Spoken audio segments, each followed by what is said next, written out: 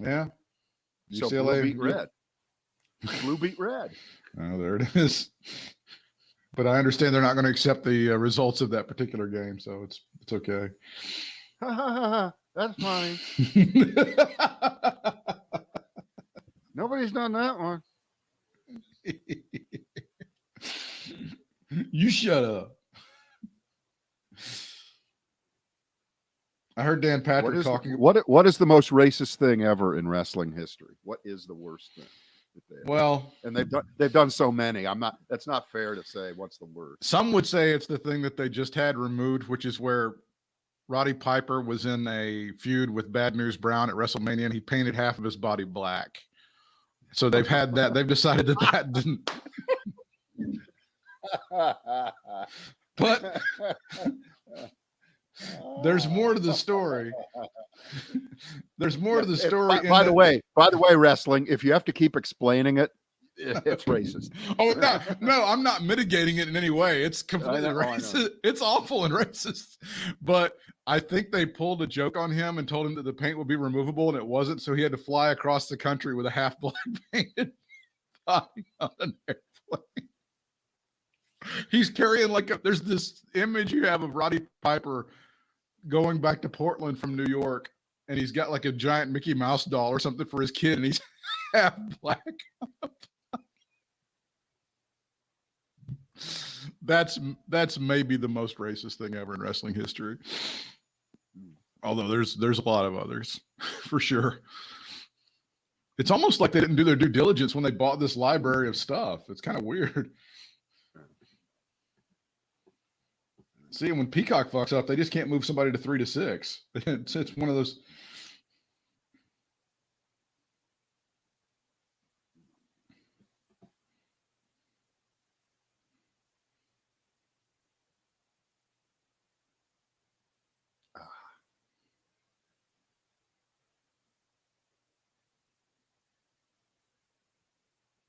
Yeah, we're in business. All right, I'm ready when you are.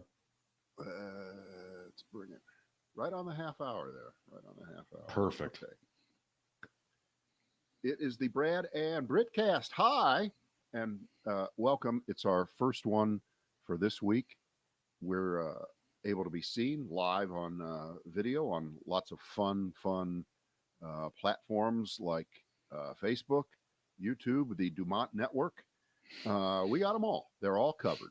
The Dumont Network. If you're having trouble picking that one up, just don't worry about it. Are you relieved now that the damn ship has been removed from the Suez Canal? Can you now sleep at night?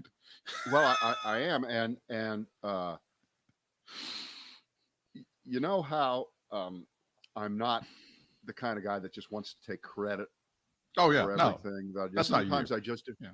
And I did send them a note on Saturday saying, if you use cat litter and rock it back and forth, you'll get the traction and it'll get out. Now, I'm not saying that there's a direct connection between cat litter and liberating the ship, but now see, and again, I hate for everything to go back to Trump, but can you imagine him being in office like, nobody ever thought of doing it until I thought it was doing, and he'd be rocking back and forth. They should have just rocked back, and nobody thought of it until I thought of it. I got in there, the experts thought they knew everything, but I have, what they call a good brain. Wait, how many Three Stooges are there where people are pulling on something? There's a heave-ho thing, right? And severe injury results. I can't tell you but that happened a lot in Three Stooges movies, which gives you our frame of reference. All right. I want to start with the Atlanta, Georgia, Coca-Cola, Home Depot, Delta Airlines, UPS. I did take a moment I looked at your Facebook page as a means of show preparation today. So I'm kind of in on the mindset that you're going with here. I'm not coming in blind like usual. Right. So far, I've only seen the statements from Coke and from Home Depot, and they're similar. They're all coming out of the same group of consultant flack lawyer pieces of shit who have these companies say, well, we're for diversity and we're for an honest vote. They may as well go as far as saying the integrity of the vote must be protected. Why don't you just go all in with the Republican twisting of the whole story, of the whole issue, of the whole idea that the Republicans are voting this to suppress the vote, and the Democrats are trying to do what America has been doing since it was founded, which is slowly but surely make progress and expand the number of people who can vote and are not barred from voting. That's been the march. The Republicans are trying to turn back the clock. We all know the stakes here.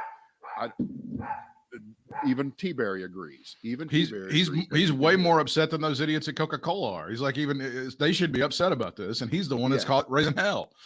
All right, so I have this feeling I know what happened. I think there's, again, mostly, but not all, white guys in the corporate suites of these companies anymore. There are minorities now. They're not always just all white guys. Correct. They're not all. But I think, and this is just me, I have no idea whether this is true. I didn't read it, but they're thinking, you know what? God damn it. We supported the goddamn fucking Black Lives Matter thing last spring and summer. Wasn't that good enough? What more do you want? Jesus Christ. What more do you people want from us? Right. Now, I'm exaggerating there. Right. But I think there may be a little tiny bit of that punching through here. And of course, the two things, they're really kind of not related. What happened then, yes, that caused protests and some violence, but that's not related to what the Republicans are doing right now in response. And by the way, there's so many disingenuous lying moments that you see while people are talking or writing about this. And one of them was with, are you familiar with this woman, Selena Zito? Have you ever seen her? She's got black hair. She's about 60. She writes, she's from Pittsburgh, and she writes for the Washington Examiner or something. Anyway, she's normally mostly on Fox News, but you see her elsewhere. And she spits out a lot of right-wing columns, and sometimes they actually sort of kind of make sense. And someone, and I think she was on Fox, might have been on C, it doesn't really matter. They were asking her specifically about the provision in the law that now is that in Georgia about not being able to give food and water to people standing in line, that would be against the law, that will be, I don't know, stacking the deck in favor of who, I don't know. But here was her answer, and I swear to God, this is what she said. The law says that you're able to call Domino's and have a pizza delivered to you while you're in line. There's no preventing that. The law says you're just not allowed to hand it out for free to people. Right. I swear she did it with a straight face. No, I believe you. Swear to God. I believe you. And I'm sure they can point to a number of elections that have been decided by people getting free food or water in line. I'm sure, because it's all about protecting the integrity of the election, right? They're able to point to specific examples where elections have been swung over free food and or drink. That's happened, I'm sure. I would not even go that far and ask that question, because to just ask the question dignifies the stupidity. It is stupid. Of the law. Now back to the big companies in Georgia, and these are heavyweights. Okay, Home Depot, Dow Jones Industrial Average, UPS. Holy Jesus, does it get any bigger than that? Delta, one of the three big airlines that's still standing, right? Coca-Cola. Hello, Coca-Cola. Pretty big deal. Pretty big deal. Yeah. And they are standing by. They are silent. But let's talk here for a second, and it's shameful. It really is shameful. On the issue of saying, oh, we need to boycott them, I don't know whether you want to do that, because then you're into this secondary boycott of a company who really didn't do anything wrong. They're just not saying what you want them to. I mean, it's a tricky area. But with baseball and the Major League Baseball union and the death of Hank Aaron, just put that in the background there. The great Hank Aaron, who just died this year, right? I mean, to me, he's like the John Lewis of baseball right now in this discussion, in a way, right? Okay. Because he bridged that gap. He did. Right after Jackie Robinson, all the way into really, the very modern era that we live in now. Hank Aaron, when that team moved from Milwaukee to Atlanta, I'll just remind you, there were certain parts of town that realtors would not show him houses in because black folks were not supposed to live in that part of Atlanta. That happened in 1966. Yeah. So if the players union, if they had any courage at all, any sense of decency at all, right now, they would say there will be no All-Star game in Atlanta this year. Move the damn game right now. We are not going to participate. It's interesting, isn't it? Because the All-Star game in Atlanta. It's interesting because the Major League Baseball Players Union has often been seen as the most powerful union in sports, right? It's the one that they point to. Right, but powerful in terms of economics for themselves. Yeah, it seems. Not in terms of social conscience. And maybe I undersold this. They should probably say there's going to be no All-Star game at all anywhere. I mean, you could move it to John Smith High School. We ain't showing up. Yeah, because you can't. We're not showing up until the Georgia legislature says we made a mistake. We were wrong. We shouldn't have done that. You have to make a stand. And I think that the example that the NBA players set in 1964 at the All-Star game, it was 3 hours before the game. And a majority of the 20 players said, we're not going to play in this game unless the NBA recognizes our union and gives us the pension and the rights that we so deserve. Can you believe up until 1964 there was no pension for retired NBA players? And the NBA had been around for many decades. I believe at that point. And the owners panicked. They completely panicked, and they knew they had to immediately give, because this was going to be the first nationally televised NBA game ever. That's called leverage, kid. That's called leverage, kids. That's what you do. And this was going to put the NBA on the map. Yep. And it was going to be televised live. And they knew that they had to do what turned out to be, of course, the right thing, which was give in to the players' demands. Now, the average NBA salary, I believe, then was, well, obviously it was low, but the NBA minimum then was $7,500 a year. That was when all these guys were working second jobs after the season was over. So anyway, the sacrifices made back then, 56 years ago, by those guys, a payoff for current players. Point being that the least I think that Major League Baseball players can do through their union right now is not just wear number 42 on everybody's uniform once a year.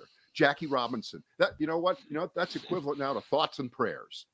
It is something that makes you feel good. They have some platitudes. They salute him with a video at all the ballparks, and then you go on with your lives. And I agree that it's got to be more than that. It's got to be more than everybody wearing 42 for one day and talking about what Jackie Robinson did and doing a few different things and maybe wearing the Negro League jerseys for a day or two. It's got to be a little bit more than that. It's got, and I completely agree with you. And the players have to realize that they've got the power to do this. They can just walk off the field, but I don't know if that's going to happen or not. I wish it would, because it does need to happen. It's either got to mean something or it doesn't.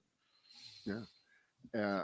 I think they have an obligation and they have an opportunity, and it's almost as if the gods have lined up in advance, because they award the All-Star game many, many years ahead. Yeah, they do. Right. Yeah. It's not like it just showed up in Atlanta for this year. No. So they're in a way they've got the opportunity. If the game was in Kansas City this year, it wouldn't matter so much, but it's in Atlanta. It's right there at ground zero. And this has to be the line. This has to be the line that is drawn. I can't figure out, what is your favorite part of this new law? Now, obviously, the food and water in line is just. It gets. And by the way, I've already had that mansplained to me that it's okay for the government entity itself, the county or the city, can wheel out some sodas or some water and pass that out to people. So apparently, these people that are conservatives are really into big government providing water and food for people. All of a sudden, it's very interesting to me how that turned around.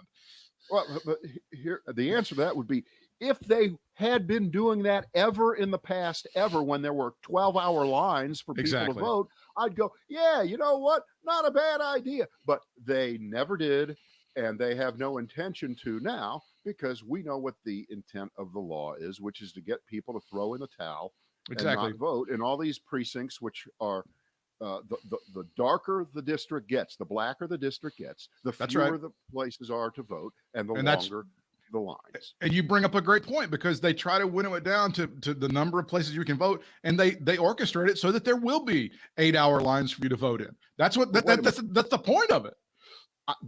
There's actually, I think, a part of it that's maybe worse than that, which is closing polls at 5 o'clock in the afternoon. That's great. 5. That's great. 5. And I'm not talking about Subway 5 foot long. $5 foot long. No, that's not whatever. It. Yeah. I'm not talking about that kind of 5. Boy, that was a great campaign, wasn't it? It really worked out well. It worked out well for Subway.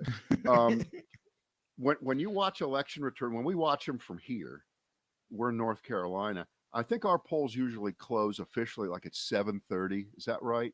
Usually on election day. I think generally we're speaking, 7:30 right, state, or maybe an 8 o'clock. You got to be in line. If you're in line at that time, right, you can vote. And I think, again, I could be wrong here, I think it's Indiana is this fucked up state where it's 6 o'clock, but everybody else is either 7:30, 8 o'clock local time, or later. So, in a remarkable show of subtlety, they go with the earliest time ever. Right. Okay, ever. And it's just beyond description. In addition to the famous discovery or noticing by a lot of folks that right behind Brian Kemp's desk in his office, where they signed the bill, where the big picture is of him, is this old fucking plantation.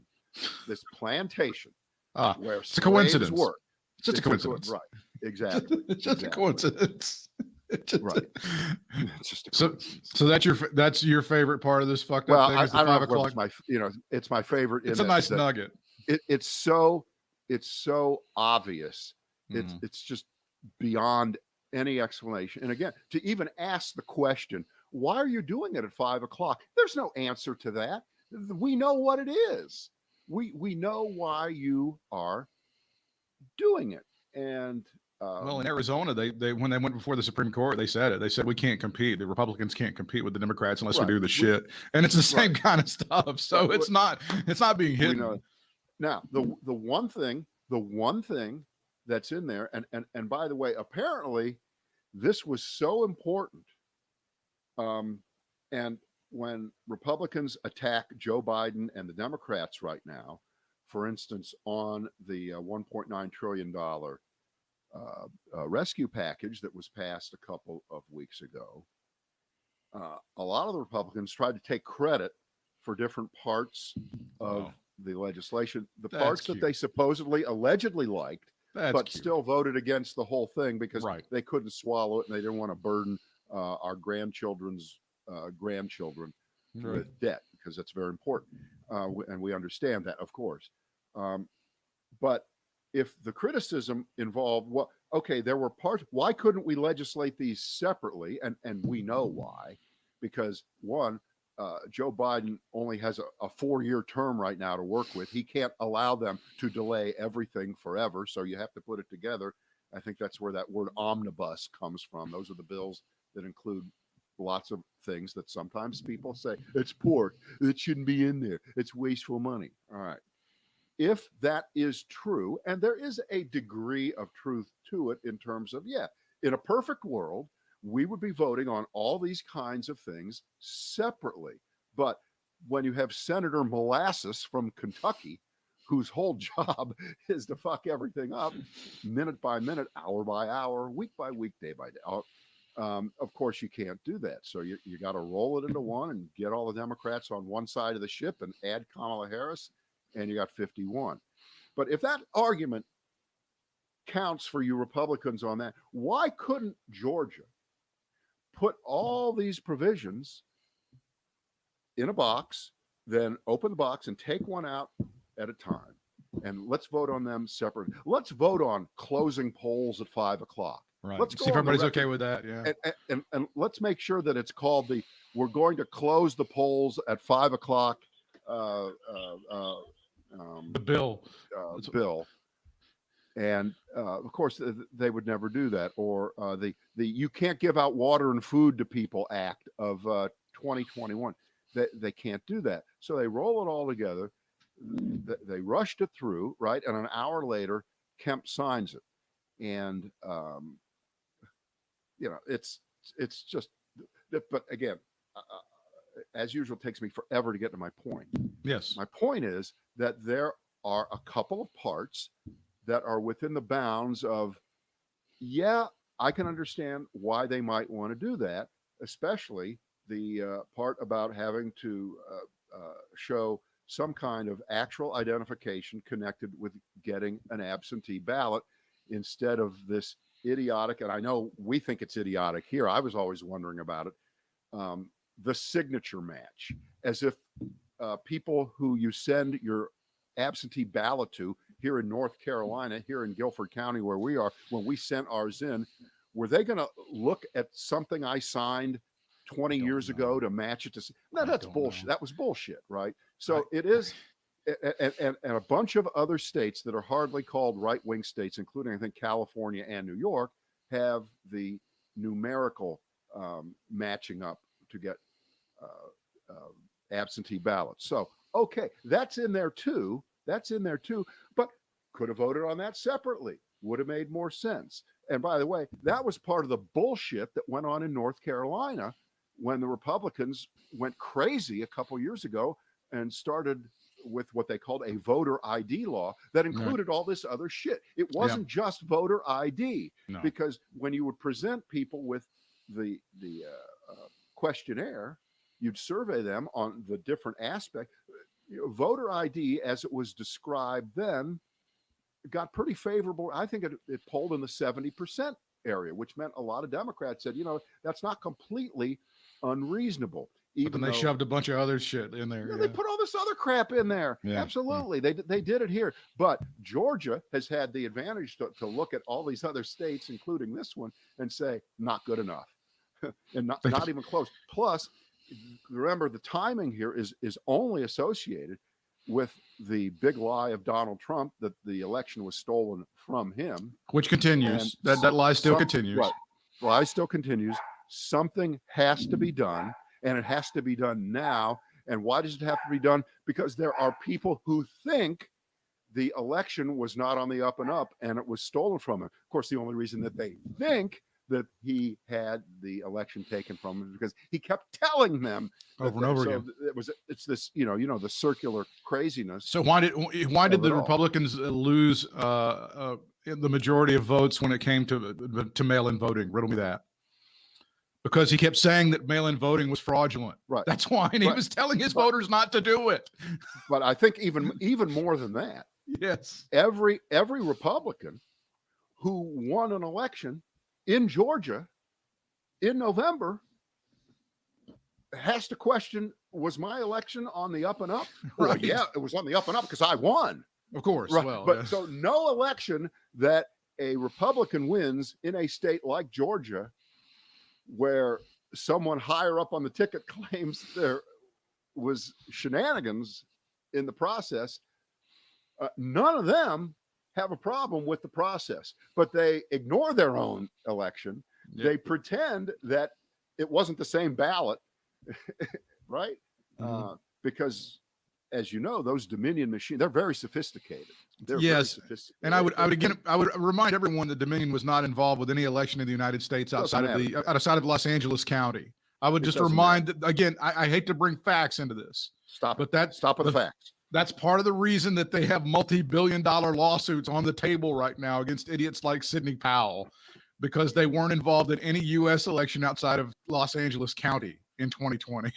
So that's part of, I think you're bringing up some great points, and it shouldn't be allowed to stay. If we had gone to this kind of effort to check signatures and match them, we could have avoided the great worldwide economic crisis of 2008 and 2009. If we would have seen signatures to mortgages and so on, if we could have seen those match up, we could have avoided so much, right? That's funny. That's funny. If only we had been that careful back in the early part of the century, we could have seen an economic crisis averted around the world. I know you and John the Catholic were texting last night, and I actually caught it this morning. They had a really great special on CNN called COVID War, where they went back and it's now making news all over the place. Obviously, the quotes, especially from Dr. Birx, who looks like she's doing kind of a little bit of image polishing on the downside of this thing. A little bit. Well, here's my take on. She even admits that she's toast. She admitted on camera. I'm fucked up. I'm ruined.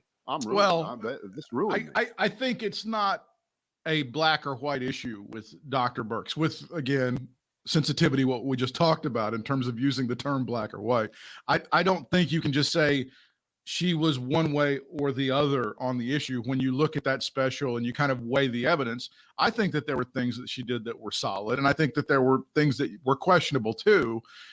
You saw the special itself. Has it changed anything, any way you feel about anything? No. Well, no, because I think if you went back and looked at what we were saying all along, by the way, it doesn't just apply to the doctors during the last year of the coronavirus response. It goes back to the beginning of Donald Trump's administration, which is, if you do business with Donald Trump, eventually it will end in tears. Exactly. It's just a question of when, not if.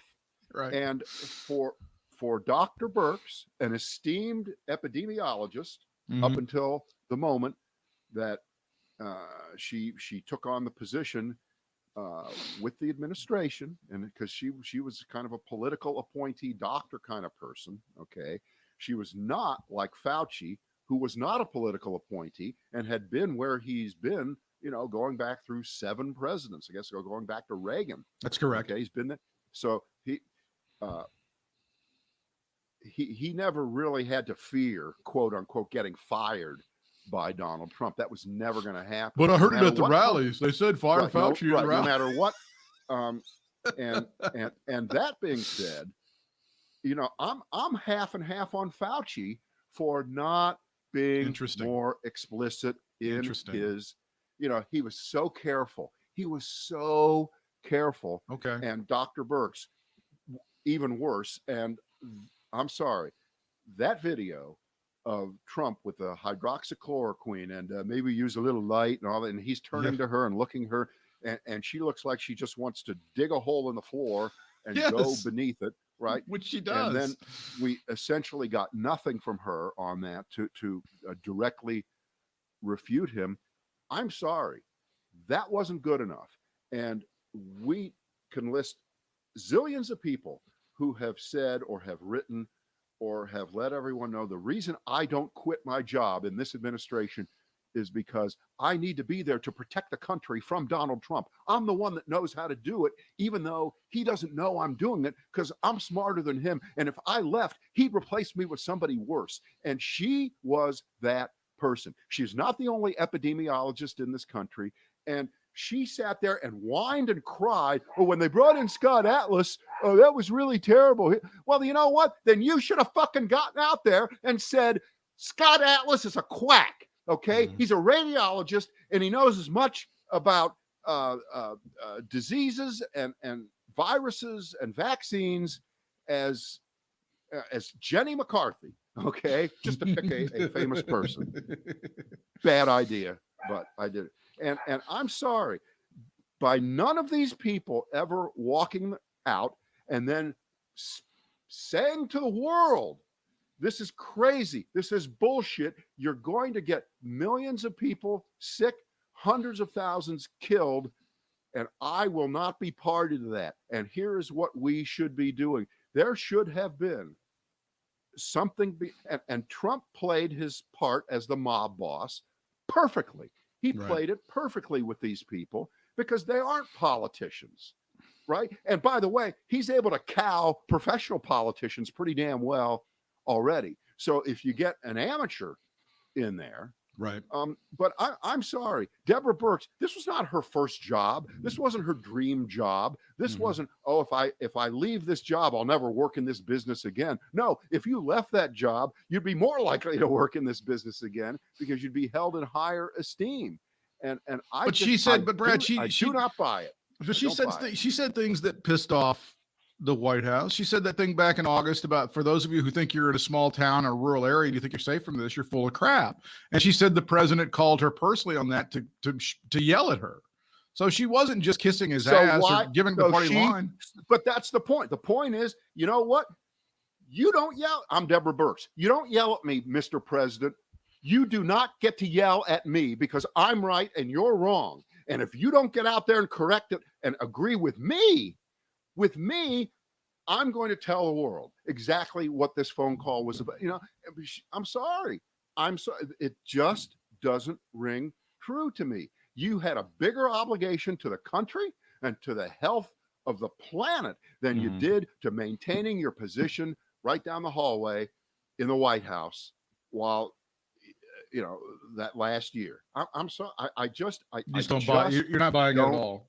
I do not buy it. I don't buy it because the one thing that gets people's attention is when you leave a position and you leave it on a high note and you leave it with the high ground beneath your feet. And they had it.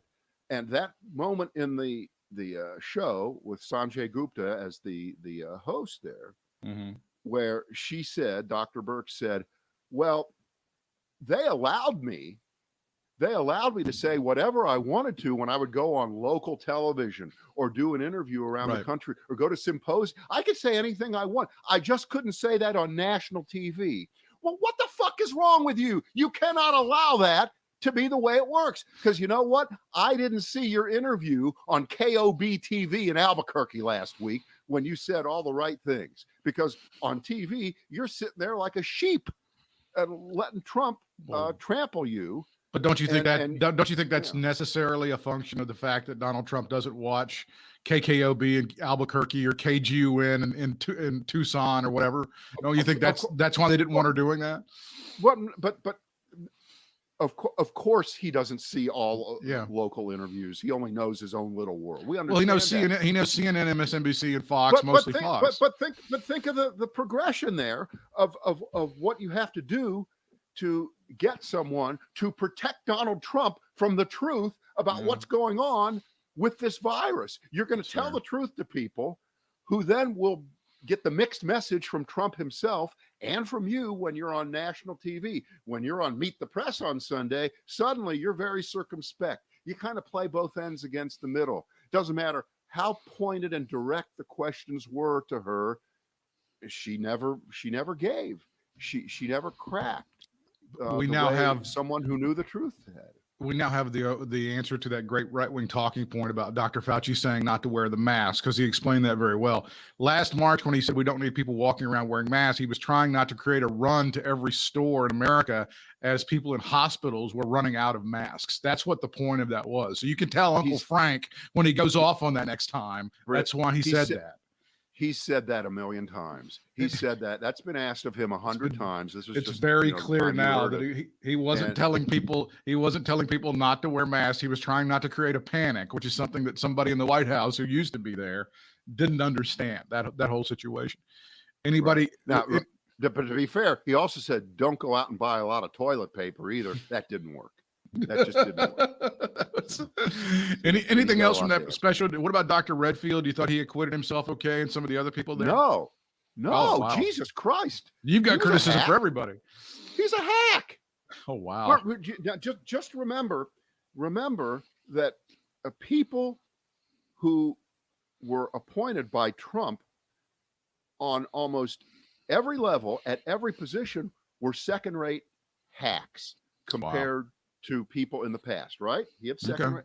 Now, in the case of Dr. Hahn, who was he wasn't the CDC guy, he was HHS, the FDA maybe? guy. FDA, he was the FDA guy. And he's the guy that got that gig about 6 weeks before we knew about coronavirus. Right. Unfortunate timing for him. I think he started in November of 2019. Right. But guess what? But his credentials, he's a world famous physician, world famous cancer doctor at MD Anderson in Houston. Right. He was a fucking cancer doctor. He was right. He wasn't a virologist. That's not who should be running the it's a thought. That agency. Yeah. Right. It's a thought. That's true. Right. Because who was right before him? Scott Gottlieb, right? I think so. The CDC. Yeah. Scott Gottlieb was considered this. I always find him to be pretty interesting because when he got the job at the beginning of the administration, it was thought he's too close to the drug industry. He's kind of a hacky guy. He's a doctor. He's a good doctor, but hack. And he turned out to be so independent. Mm-hmm. And he became the person that you really want. And so what happened? Bye-bye. See ya. Right? That's right. And you've seen him now for the last year and a half. He acquitted himself, I think, very well. So Trump had to find, remember, just imagine who comes in second to all these jobs. Same with Redfield at the CDC. I just don't think any of these people acquitted themselves really all that well, because what they're trying to let you know, you're supposed to feel sorry for them because they worked for the biggest piece of shit human being that we've known in our lifetime. We weren't alive when Hitler was roaming the earth. We were all born after Hitler. But after Hitler, Stalin died in the 50s, so I might have been alive while Stalin was alive. That's just briefly.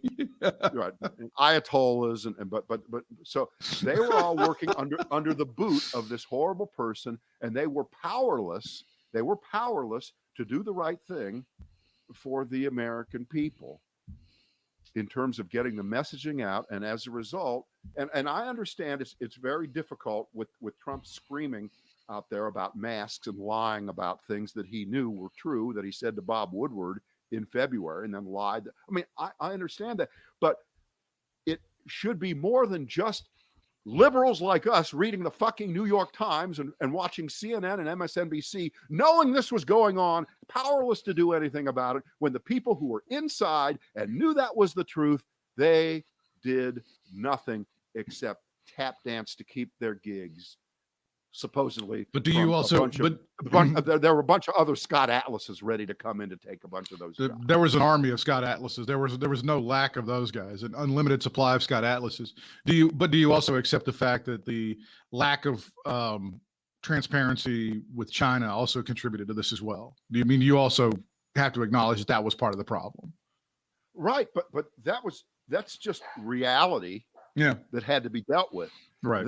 The idea that because China is a bad actor in almost everything that they do, that they never negotiate in good faith, and they'll always do the cover up at the beginning, certainly until there's just nothing left. That doesn't excuse what's happened in the United States. Hey, the rest of the world had to deal with the same virus. And we'll never be able to live down the fact that with 4 or 5% of the world's population, we had 20 to 25% of the world's deaths. There's just no spinning that. There is spinning that if you're the Trump people. One, it was a hoax. Two, I don't believe it. Three, I'm never going to get it. Four, the vaccine is going to put a transmitter in my ass, and Bill Gates is going to listen to my words. And I think even Among the deaths that we've had here in the United States, I think like 10% of those have come from 2 states, from Florida and Texas. It's something of that nature. So it's something. Well, it should be along more those than that, because there's more than 10% of the population in those 2 states. Yeah, but it's still when you look at it, outperform. The question is, are they outperforming their? I think they are. In terms of and also the other thing that I look back when you look back, and this is again, it's not even recent history. It's actually going on now. They've got a story about the CDC director Rochelle Walensky choking up while she's on a Zoom call, saying that she's scared about the impending doom of the new wave. When you look back to January and when the Capitol was stormed by those insurrectionists and those seditionists on January the 6th, that was the same week. You mean the people? You mean the people that had a love fest with the police? Right. When that happened on January the 6th, that was dead in the middle of that time when we were losing 3,000 people a day. That has to go down as one of the most miserable weeks in American history. 3,000 people a day are dying. Meanwhile, you're storming the Capitol trying to murder politicians, trying to count votes. I mean, it has to go down. You can talk about your 1968 and the awfulness of it. You can talk about terrible weeks in American history. That's one of the most miserable weeks in American history. Well, I don't think there's any question about it. And by the way, they got past 4,000 deaths a couple of times. They did, yeah. It was 4, and I think they got past 4,000. I mean, that week in January was just. God, I mean, just to think back, how did we survive that? How did we even get past that week in January? And we really haven't dealt with the trauma of it. Right.